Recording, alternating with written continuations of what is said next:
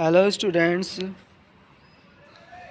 हम 10th class की first flight book से chapter number 7 glimpse of India पढ़ रहे थे। कल कुछ कर लिया था हमने, आज बाकी जो फर्स्ट पार्ट है बेकर फ्रॉम गोवा, इसे हम आज पूरा कर लेंगे। जो भारत की झलक कहाँ कहाँ देखने को मिलती है उसके बारे में चैप्टर है ये। कल बाकी कुछ हमने बता दिया था इसके बारे में। आगे चलते हैं, जहाँ तक कल पढ़ चुके से वहाँ से आगे देखते हैं आज हम। नोन एज पैडर्न गोवा, यहाँ तक हो गए थे कल। यहाँ से आगे बढ़ते हैं।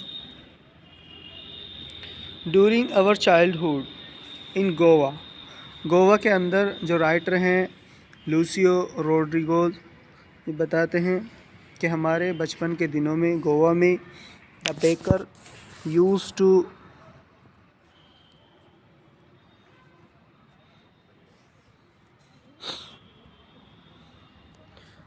Baker use to be our friend, हमारा दोस्त होता था, हमारा मित्र होता था बेकर, जो पाव वाला होता था, पाव बेचने वाला।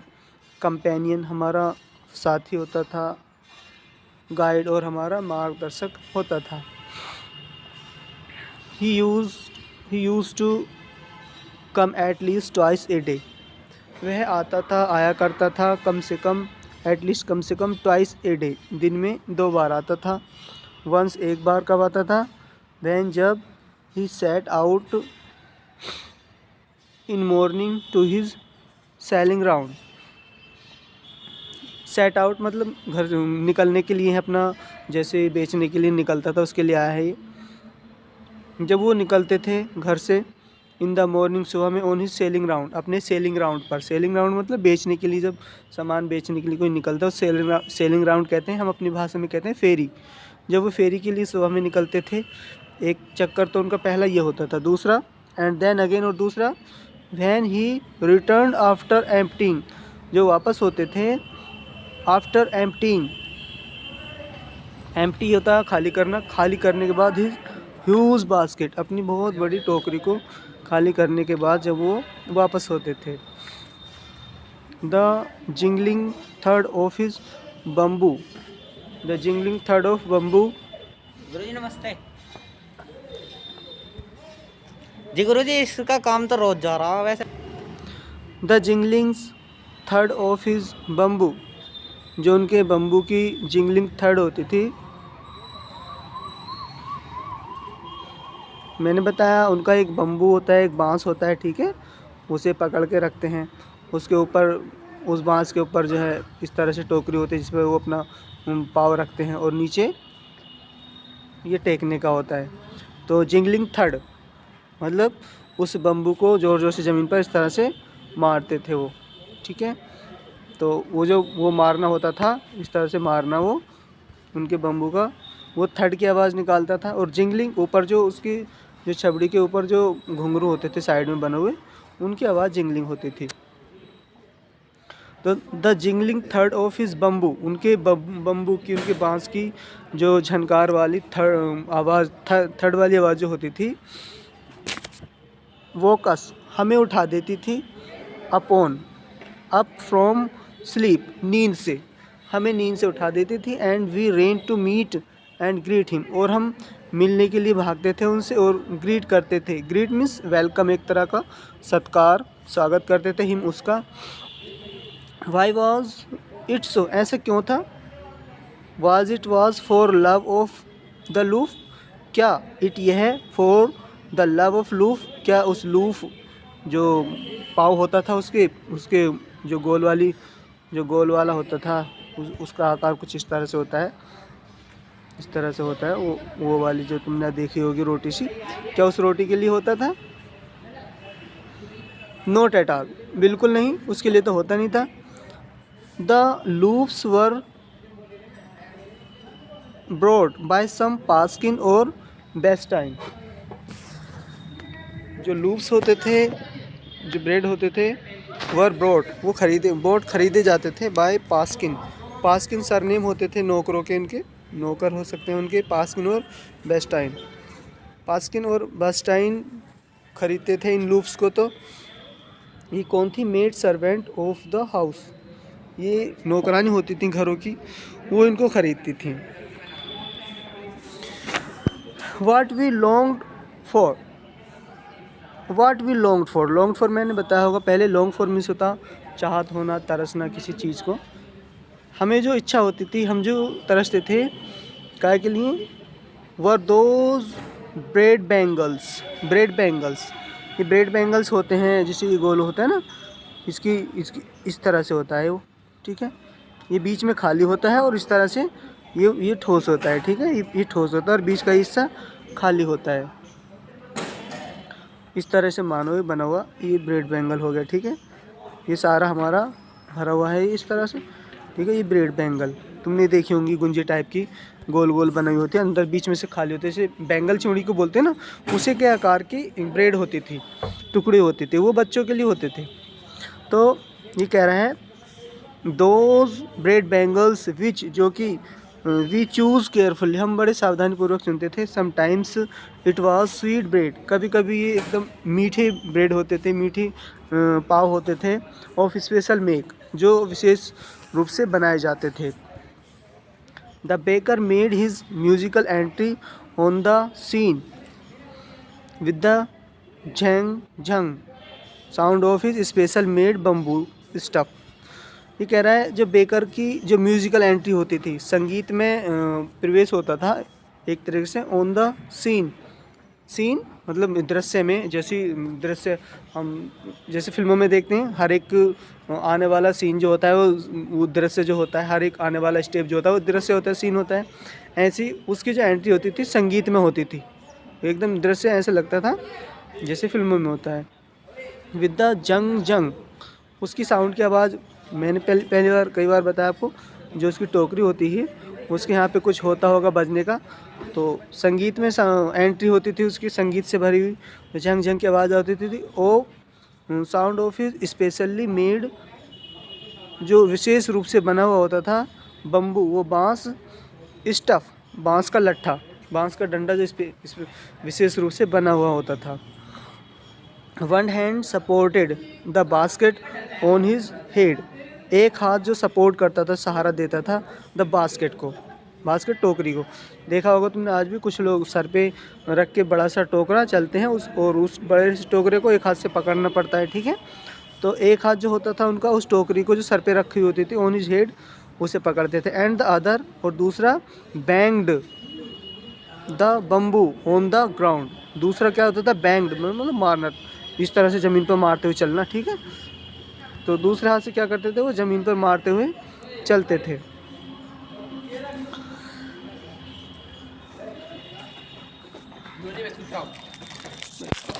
बुरी लो बिस्कुट खाओ तुम। तो एक हाथ छपड़ी पकड़ ली एक हाथ से, और दूसरे हाथ से जो उनके हाथ में बम्बू होता था, बांस होता था, उसे ज़मीन पर मारते हुए थड़ थड़ की आवाज़ से चलते थे। He would greet the lady of the house with good morning. वो ग्रीट करता था, वेलकम करता था, सत्कार करता था लेडी, औरतों का, of the house with good morning, good morning के साथ। यानी जो घर की जो लेडीज़ होती थी उनको एक तरह से वेलकम करता था वो गुड मॉर्निंग कहकर। And then place his basket on the vertical bamboo, और फिर प्लेस रख देता था द बास्केट, अपनी टोकरी को, ऑन द वर्टिकल बम्बू, जो उसका बम्बू होता था उसे सीधा खड़ा करके उसके ऊपर उस बास्केट को अपनी रख देता था। We kids would be pushed aside with a mild rebuke. We kids, हम बच्चे, would be pushed aside, push ढकेल दिए जाते थे, असाइड एक तरफ को, with a mild rebuke, mild कहते हैं कोमल, और रिब्यूक झड़कना, मतलब कोमलता से झड़क कर हमें एक तरफ को हटा दिया जाता था। And the loops would be delivered, और जो लूप्स होते थे, जो पाव होते थे, वो डिलीवर कर दिए जाते थे टू द सर्वेंट, सर्वेंट को, नौकरों को। घर के जो नौकर होते थे उन्हें सामान जैसे देते हैं वो घर को ले जाते थे। But we would not give up, लेकिन हम मानते नहीं थे, मतलब जैसे हमें हटाया जाता था हम हटते नहीं थे। We would climb a bench, हम बेंच पर चढ़ जाया करते थे। और पैराफीट, या फिर जो पैराफीट होती है, जैसे अपने घर के चारों तरफ दीवार देखी होगी, ठीक है, इस तरह से होती है, घर का गेट होता है तो छोटी छोटी दीवार होती हैं। अब तो खैर नहीं होता ऐसे, लेकिन पहले होते थे। तो उस पैरापेट पर चढ़कर वी पीप, हम क्या करते थे, हम झांका करते थे। पीप मीन्स होता है झांकना, पीप मीन्स झांकना, हम झांका करते थे। इन द बास्केट, बास्केट में, समहाउ, किसी हद तक। I can still recall, I can still, मैं अभी भी, रिकॉल याद कर सकता हूँ, ये याद करता हूँ।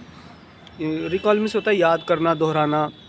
The typical fragrance of those loaves, typical विशेष प्रकार की फ्रेगरेंस, खुशबू, वो विशेष प्रकार की खुशबू मुझे आज भी याद है। ऑफ दोज लूप्स, उन पाव की। लूप्स फॉर द एल्डर्स, जो लूप्स होते थे, जो पाव होते थे, वो बड़े के लिए होते थे। एंड द बैंगल्स, और जो बैंगल्स होते थे, जो चूड़िया टाइप के जो लूप, जो ब्रेड होता था, फॉर द चिल्ड्रन, वो किसके लिए होते थे, वो बच्चों के लिए होते थे। Then we did not even care, उस वक्त we did not care to brush, even care, यहाँ तक कि हम केयर नहीं करते थे, परवाह नहीं करते थे ब्रश की, फॉर आवर टीथ, आवर, अपने दांतों की, यानी कि हमें अपने दांतों की ब्रश की भी केयर नहीं होती, परवाह नहीं थी। और वॉश आवर माउथ, माउथ्स, और ना ही अपने हमें मुंह धोने की कोई परवाह थी प्रॉपरली, पूरी तरह से। एंड वाई शुड वी, और होता भी क्यों, मतलब ऐसा हम क्यों करते। Who would take the trouble of the plucking the mango leaf for the toothbrush, ये कह रहा है हु वुड टेक, कौन उठाता, द ट्रबल, परेशानी, फॉर द प्लकिंग, तोड़ने के लिए, द मैंगो लीव्स, आम के पत्तों को, फॉर द टूथब्रश, टूथब्रश के लिए। आज तो हमारे यहाँ तो रेडीमेड टूथब्रश आते हैं, मार्केट से ले आते हैं, लेकिन देखा होगा आपने आज भी कुछ लोग जो नीम की टहनी का टूथब्रश बनाते हैं, ठीक है। ये क्या बता रहा है, कह रहा है कि हम आम के पत्तों को तोड़ के टहनी, उस टहनी का जो टूथब्रश बनाते थे, तो हम क्यों परेशानी उठाएं उसका इतनी। ये कहता है आगे, and why was it necessary at all, और हमें इसकी ज़रूरत भी क्या थी। नेसेसरी कहते हैं ज़रूरत होना, आवश्यकता होना, हमें इसकी कोई ज़रूरत नहीं थी। क्यों थी हमें इसकी ज़रूरत, कोई ज़रूरत नहीं थी। The tiger never brush his teeth, कहता है ये कि टाइगर ने तो कभी अपने ब्रश नहीं किए दांत। हॉट टी कुड वॉश, जो गर्म चाय होती है, कुड वॉश, धो सकती है, एंड क्लीन अप, मतलब धो देती थी, एंड क्लीन अप, और साफ़ कर देती थी, एवरीथिंग, सब कुछ, सो नीटली, बहुत, सो नाइसली, बहुत अच्छी तरह से। आफ्टर ऑल, आखिरकार, ये कह रहा आखिरकार वो जो गर्म चाय होती थी हमारे दांतों को एकदम साफ़ कर देती थी। बीच में ओरल कॉम्प्रिहेंशन है, इसे देख लेंगे अपनी किताब में और आंसर देंगे इसका, आगे पढ़ेंगे। Marriage gift are meaningless without sweet, जो मैरिज गिफ्ट होते थे, जो शादी के जो तोहफे होते थे, वो बिना स्वीट के, स्वीट ब्रेड, उन मीठे ब्रेडों के, नोन एज बोल, जो कि बोल के नाम से जाने जाते थे, वो मीनिंगलेस थी। मतलब कोई भी मैरिज गिफ्ट वो बिल्कुल मीनिंगलेस था। क्यों था meaningless, without sweet bread known as बोल, यानी बोल, जो स्वीट ब्रेड होते थे उस टाइम के, पाव होते थे, उसे एक तरह से बोल कहा जाता था। उन बोलों के बिना कोई भी मैरिज गिफ्ट जो होता है, शादी का जो तोहफे होते थे, वो मीनिंगलेस होते थे। अगर वो शादी में है ये बोल तो फिर शादी सही है, मतलब अच्छी है, और जो ये नहीं हुए तो फिर क्या है, वो मीनिंगलेस है। उसके बाद जस्ट एज ए पार्टी और ए फीस्ट, इसी तरह से, जस्ट इसी तरह से जैसे कि ए पार्टी, एक पार्टी, और ए फीस्ट, या एक दावत, लूज इट्स चार्म, अपना चार्म खो दे, अपना चार्म खो दे, विदाउट ब्रेड, बिना ब्रेड के, यानी अगर किसी दावत में, पार्टी में रोटी ना हो तो बताओ क्या फ़ायदा उसका। Not enough can be said to show how important a baker can be for a village, ये कहता है कि ये कहने की आवश्यकता नहीं है कि एक बेकर की, एक नान बाई का कितना महत्वपूर्ण स्थान होता था हमारे गांव के अंदर। यानी एक हमारे गांव को, हर एक गांव को उस टाइम पर एक बेकर की ज़रूरत होती थी। The lady of the house, जो घर की जो लेडी होती थी, मस्ट प्रिपेयर सैंडविच, वो क्या बनाती थी, सैंडविच बनाती थी। On the occasion of the daughter's engagement, daughter के एंगेजमेंट पे वो सैंडविच बनाती थी। केक्स एंड बोलिंगस, जो केक्स और बोलिंगस होते हैं आर मस्ट फॉर क्रिसमस, वो क्रिसमस के लिए ज़रूरी होते हैं।